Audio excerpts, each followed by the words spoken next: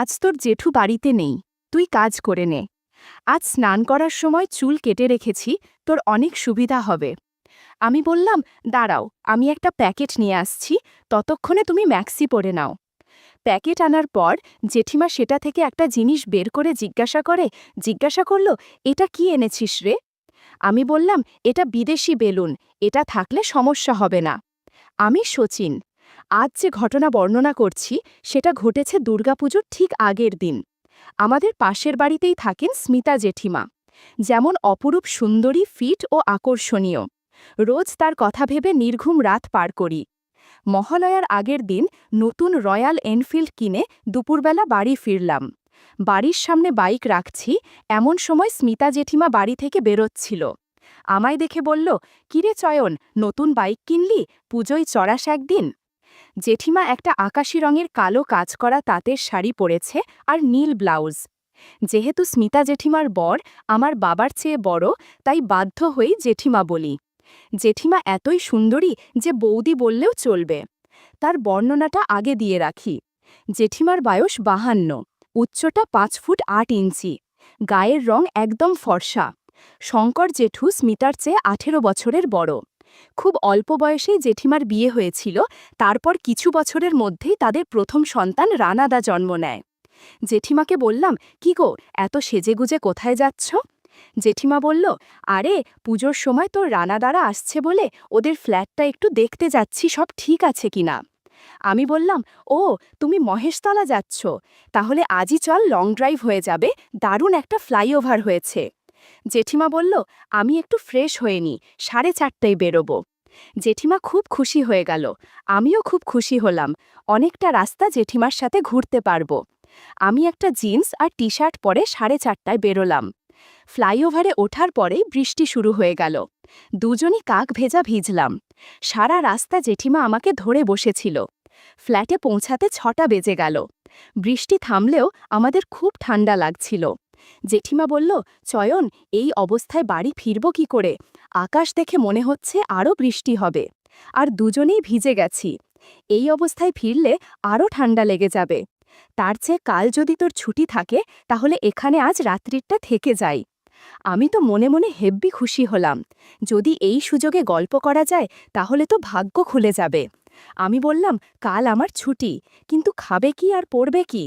জেঠিমা বলল, একটা তোয়ালে আছে, ওটা আমি পরে নেব, আর তুই একটা গামছা পরে নিস।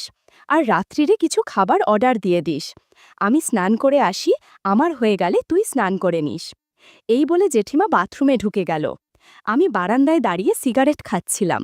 দারুণ লাগছিল 13 তলার বারান্দায় দাঁড়িয়ে গঙ্গা দেখতে। তখনও জানতাম না যে এর চেয়েও অনেক সুন্দর রাত আমার জন্য অপেক্ষা করছে। ছিটকিনি খোলার আওয়াজে সাবধান হলাম, আর যা দেখলাম তাতে আমি মুগ্ধ হয়ে গেলাম। জেঠিমা বাথরুম থেকে বেরিয়েছে একটা বাসন্তী রঙের শাড়ি পরে। আমি অবাক হয়ে জেঠিমাকে দেখছি। কিছুক্ষণ পরে জেঠিমা বলল, চয়ন, সারা রাত তুই আমায় দেখতে পাবি, এখন স্নানটা করে আয়। আমি গিজার চালিয়ে এসেছি, আর জামা কাপড় আমায় দিয়ে যা, আমি রান্নাঘরের দড়িতে মেলে দিয়ে আসি, তাহলে কাল সকালের মধ্যে শুকিয়ে যাবে। এরপর আমি বাথরুমে ঢুকে গেলাম। স্নান শেষে দেখলাম স্মিতা এসি চালিয়ে বেডরুমে বিছানায় বসে আছে। আমিও ঘরে গিয়ে জেঠিমার পাশে বসলাম। জেঠিমা বলল, চয়ন, কিছু খাবার অর্ডার করে দে, না হলে বেশি রাত হয়ে গেলে কিছু পাবো না, সারা রাত উপোস করে কাটাতে হবে। আমি জেঠিমার কথা মতো খাবার অর্ডার করে বললাম, এখন তো সবে 7:30টা বাজে, এখানে টিভিতে ডিশ লাইনের কানেকশনও নেই, এতক্ষণ সময় কি করে কাটাবে? জেঠিমা বলল, আয়, তোকে আমি আমার ছোটবেলার গল্প বলি। এই বলে জেঠিমা বলতে শুরু করল। আমাদের বাড়ি বর্ধমানের গুড়াব গ্রামে। আমরা 6 বোন ও 2 ভাই। আমি হচ্ছি মেজ। অভাবের সংসার, তাই যখন তোর জেঠুর সাথে বিয়ের সম্বন্ধ এলো, বাবা ছেলে কলকাতায় থাকে বলে আর কোনো কিছু না দেখেই বিয়ে দিয়ে দিল। আমার তখন বয়স খুব একটা বেশি না, স্কুলে পড়তাম। পরীক্ষা দেওয়ার আগেই বিয়ে দিয়ে এখানে পাঠিয়ে দিল। তোর জেঠু আমার চেয়ে 18 বছরের বড়। তখন আমাদের এত পয়সা ছিল না। সারা দিন বাড়িতে কাজের লোকের মতো কাজ করতাম। বিয়ের 2 বছর পর তোর রানাদা হলো। তাতে আমার শরীর আরও খারাপ হয়ে গেল। তারপর তোর রানাদা যখন স্কুলে ভর্তি হলো, তখন ওকে পড়াতে পড়াতে আমি আবার কিছুটা পড়াশোনা করি। তারপর তোর রানাদা যখন ভালো চাকরি পেল আর তোর জেঠুরও পে কমিশন গঠনের পরে অনেক মাইনে বাড়ল, তখন আমাদের একটু পয়সা হলো।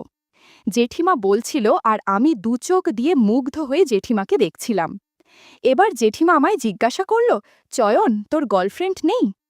আমি বললাম, না, এখনকার মেয়েদের অনেক ঝামেলা আর মনের মতো কাউকে পাইনি, তাই নেই। জেঠিমা বলল, তা তোর মনের মতো মেয়ে কেমন হবে শুনি? আমি কোনো কিছু না ভেবে বললাম, তোমার মতো হবে, স্মার্ট, সুন্দরী। কথা শেষ করতে না করতেই কলিং বেল বেজে উঠল। জেঠিমা বলল, মনে হয় খাবার এসেছে, আমি এই অবস্থায় বাইরে যাব না, তুই প্লিজ নিয়ে আয়, আর যাবার সময় আগে এই দরজাটা বন্ধ করে ওটা খুলবি। আমি কথা মতো কাজ করে জেঠিমাকে ডাইনিং টেবিলে খেতে ডাকলাম। খাওয়া শেষে জেঠিমা বলল, চল তাড়াতাড়ি শুয়ে পড়ি, কাল ভোরবেলা উঠে মহালয় শুনব। আমিও জেঠিমার কথা মতো পাশে শুলাম। বললাম, জেঠিমা, পাশ বালিশ নেই? পাশ বালিশ ছাড়া আমার ঘুম আসে না, আর তাছাড়া এই 9:45-র সময় কোনো দিনও ঘুমায়নি, এখন ঘুম আসবেই না। জেঠিমা বলল, তাহলে একটা মুভি চালা না? বললাম, আমার মোবাইলে তোমাকে দেখানোর মতো মুভি নেই, তবে অন্য রকমের মুভি আছে যেটা দেখলে আর সারা রাত ঘুমিয়ে আসবে না। তাছাড়া এত সুন্দর মহিলার সাথে সেই মুভি দেখলে একটু অস্বস্তি লাগতে পারে। জেঠিমা বলল, আমি বুঝতে পেরেছি কি মুভি আছে, কিন্তু আমি কোনো দিন এইসব মুভি দেখিনি, প্লিজ দেখা আমায়, প্লিজ। জেঠিমা বলাতে আমি একটা মুভি চালালাম। জেঠিমা পাশ ফিরে শুয়ে মোবাইল দেখতে লাগলো। মুভি দেখতে বললাম, জেঠিমা, আমি তোমায় খুব ভালোবাসি, আজ তোমার কাছে একটা জিনিস চাইব, তুমি দেবে? জেঠিমা বলল, আজ আমি তোকে সব দেব, কিন্তু আমায় কথা দে, কোনো দিন কাউকে বলবি না। আজ প্রায় 30 বছর পর এরকম মুভি দেখে আমার মধ্যে অদ্ভুত অনুভূতি হচ্ছে। শেষবার তোর জেঠুর সাথে এরকম মুভি দেখেছিলাম, আজ তুই আমাকে আবারও সেরকম মুভি দেখালি। তুই যেমনভাবে বলবি আমি সেরমভাবেই করব। আমি বললাম, কথা দিলাম, আজকের ঘটনার কথা কাউকে বলবো না। তোমার নিয়ে আমি যে স্বপ্নগুলো দেখতাম আজ সেগুলো সত্যি করো।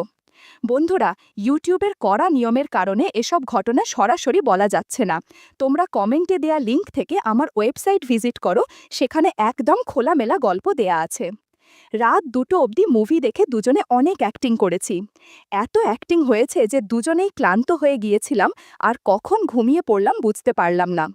সকালে ঘুম ভাঙতে দেখি জেঠিমা আমার পাশে নেই। মোবাইলে দেখলাম 11:30 বেজে গেছে। আমি উঠে টাওয়েলটা পরে বের হলাম। দেখলাম জেঠিমা রান্নাঘরে কিছু করছে। সারা রাত অ্যাক্টিং করে জেঠিমাকে আরও সুন্দরী, আরও আকর্ষণীয় লাগছে। জেঠিমা লুডুস তৈরি করছিল, আমি পেছন থেকে সারপ্রাইজ দেওয়ার চেষ্টা করলাম। জেঠিমা আমায় বাধা দিয়ে বলল, এই দুষ্টু, এটা কি হচ্ছে? টেবিলে ব্রাশ আর পেস্ট আছে, আগে ফ্রেশ হয়ে আয়, চা আর লুডুস খাই, তারপর স্নান সেরে আজ আমরা বাইরে কোথাও লাঞ্চ করব, বুঝলি? আমি বললাম, ঠিক আছে, কিন্তু আমি সন্ধ্যের আগে এখান থেকে যাব না, আমি দুপুরে তোমার সাথে খাবো, তাতেই আমার পেট আর মন দুটোই ভরে যাবে। জেঠিমা শুনে হেসে বলল, জো হুকুম মহারাজ, আমি তো আজ থেকে আপনার দাসী, আপনি যা বলবেন সেটাই আমার শিরোধার্য। তারপর আমি তাড়াতাড়ি ফ্রেশ হয়ে এসে টেবিলে বসলাম। জেঠিমা লুডুস আর চা নিয়ে আমার জন্য অপেক্ষা করছিল। আমি চা খেতে খেতে দেখতে পেলাম জেঠিমার গলায় ঘাড়ে লাল দাগ। আমি বললাম, জেঠিমাই, তোমার গলায় আর ঘাড়ে দাগ পড়ে গেছে? জেঠিমা হেসে বলল, কাল রাতে বড় একটা ছাড় পোকা কামড় দিয়েছে, এজন্য এরকম হয়েছে। বন্ধুরা, তোমরা নিশ্চয়ই বুঝতে পেরেছ কোন ছাড় পোকা কামড় দিয়েছে। জেঠিমা বলল, আমি একটা ক্রিম নিয়ে এসেছি, স্নান করার পর লাগিয়ে দিস। আমি ভাবলাম কাল রাতের ঘটনার কথা জেঠিমা বাড়ি গেলেই ধরা পড়ে যাবে। আমি একটু ভয় পেয়েই জেঠিমাকে জিজ্ঞাসা করলাম, আচ্ছা জেঠিমা, তোমার এই দাগ জেঠু দেখতে পেলে তো সমস্যা হবে, তখন কি বলবে? জেঠিমা আমার কথা শুনে হেসে বলল, ওরে আমার পাগল, এখন তোর জেঠু এসব নিয়ে মাথা ঘামায় না। আর আমি বাড়ি ফিরে একটা কাপ্তান পরে নেব, ফলে কেউ কিছুই বুঝবে না। আর ক্রিম লাগালে কমে যাবে, অত চিন্তা করিস না। আর যদি না কমে, তাহলে তোর জেঠুকে বলে দেব দুপুরে চিংড়ি মাছ খেয়ে অ্যালার্জি হয়েছে। আচ্ছা, যে জন্য আমরা এখানে থাকলাম সেটা কখন হবে? আমি জেঠিমাকে নিয়ে সোফায় বসালাম, আবার মুভি দেখব আর অ্যাক্টিং করব বলে। তখন জেঠিমা বলল, চয়ন, একটা সত্যি কথা বলবি, আমার আগে তুই আর কতজনের সাথে মুভি দেখেছিস আর অ্যাক্টিং করেছিস?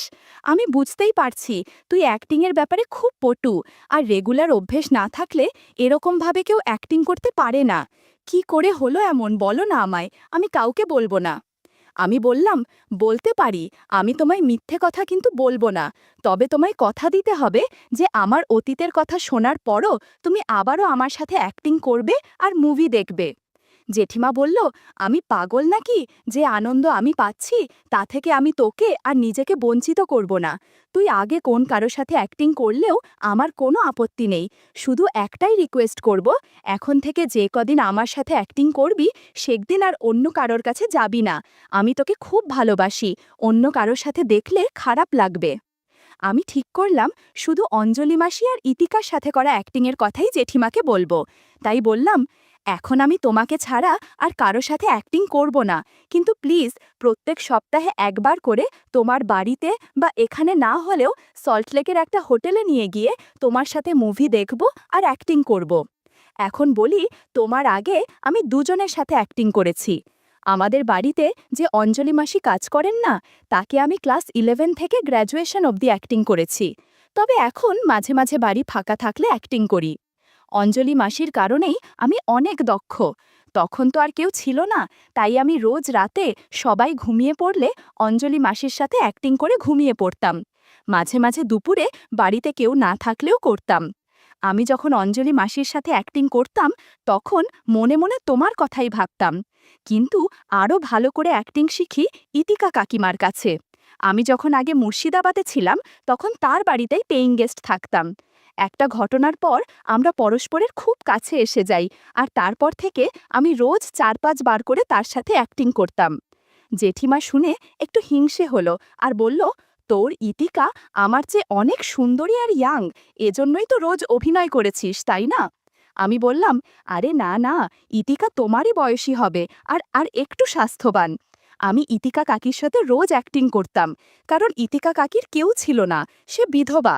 সারা বাড়িতে আমরা দুজনেই থাকতাম, ফলে অনেক সুবিধা হতো। রোজ আমরা নতুন নতুন মুভি দেখতাম আর অ্যাক্টিং করতাম। আমার অ্যাক্টিংয়ে ইতিকা কাকিমা অনেক খুশি ছিল। আমাকে ছাড়া সে কাউকে কল্পনা করতে পারত না। রাতে ইতিকা কাকিমা নাইটি করে অ্যাক্টিং করত, সাথে আমিও অ্যাক্টিং করতাম।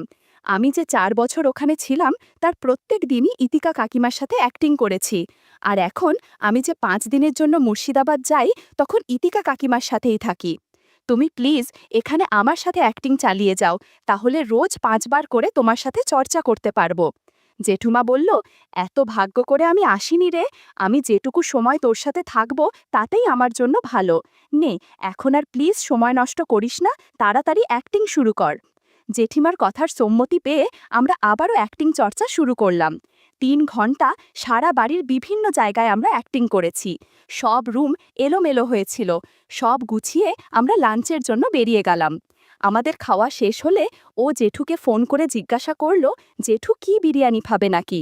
জেঠু জানালো, জেঠুর এক বন্ধু বিদেশ থেকে এসেছে, ওরা একসাথে ড্রিঙ্ক করবে, তাই বাড়িতে এসে আর কিছু খাবে না, আর আসতেও 11টা বেজে যাবে। জেঠিমা খুব খুশি হলো, আমিও হলাম। জেঠিমা বলল, চল একটু শপিং করি, তারপর বাড়ি যাব। আমরা শপিং করলাম। জেঠিমা আমাকে একটা নীল রঙের খুব ভালো জামা কিনে দিল। আমিও ওকে একটা সিল্কের শাড়ি আর একটা নাইটি কিনে দিলাম। বাড়ি ফেরার পথে ওষুধের দোকান পড়ল। আমি বললাম, তুমি একটু দাঁড়াও, আমি একটা জিনিস কিনে আনছি। কিছুক্ষণের মধ্যে আমি একটা প্যাকেট নিয়ে ফিরে এলাম। জেঠিমা বলল, কি এনেছিস দেখি। আমি বললাম, বাড়ি গিয়ে দেখো, এখন চলো তাড়াতাড়ি। আমি জেঠিমার হাতেই প্যাকেটটা দিলাম বাইক চালাবো বলে। জেঠিমার সঙ্গে সঙ্গে প্যাকেটটা খুলে ফেলল আর ভেতর থেকে একটা জিনিস বার করে জিজ্ঞাসা করল। এই জেঠিমা প্রাণ খুলে অ্যাক্টিং করতে লাগলো। জেঠিমার অ্যাক্টিং আমাকে মোটিভেট করে তুলছিল। 2 ঘন্টা অ্যাক্টিং করার পর জেঠিমা বলল, আমাদের অ্যাক্টিংয়ে নতুনত্ব আনা দরকার। তাই ফ্রিজ থেকে একটা চকলেট সস নিয়ে আসলো আর বলল, এটা দিয়ে অ্যাক্টিং করতে তাহলে আরও ভালো হবে। বন্ধুরা, ইউটিউবের কড়া নিয়মের কারণে চকলেট সস দিয়ে করা ঘটনা সরাসরি বলা যাচ্ছে না। তোমরা কমেন্টে দেওয়া লিঙ্ক থেকে আমার ওয়েবসাইট ভিজিট করো, সেখানে একদম খোলামেলা গল্প দেয়া আছে। 30 মিনিট চকলেট সস দিয়ে অ্যাক্টিং করার পর আমরা একটু বিশ্রাম নিলাম। জেঠিমা জেঠুকে ফোন করে জিজ্ঞাসা করল, জেঠু এখন কোথায় আর কত দেরি হবে বাড়ি আসতে। এখন 10টা 39, জেঠুর দেওয়া সময় অনুযায়ী আরও 20 মিনিট আছে। জেঠিমা করুণ সুরে জিজ্ঞাসা করল, আর করবি না? আমি বললাম, করব, আগে সব গুছিয়ে নেই আর তুমি সব গুছিয়ে নাও। সারা ঘর অ্যাক্টিং চর্চা করতে করতে অগোছালো হয়ে গেছে। হঠাৎ জেঠু এসে পড়লে কোনো সমস্যা হবে। এরপর আমরা নিচে নেমে এলাম। আমি গেট খুলে বাইরে বেরিয়ে এলাম। এরকম করেই শুরু হলো আমাদের জীবনের এক দারুণ অধ্যায়।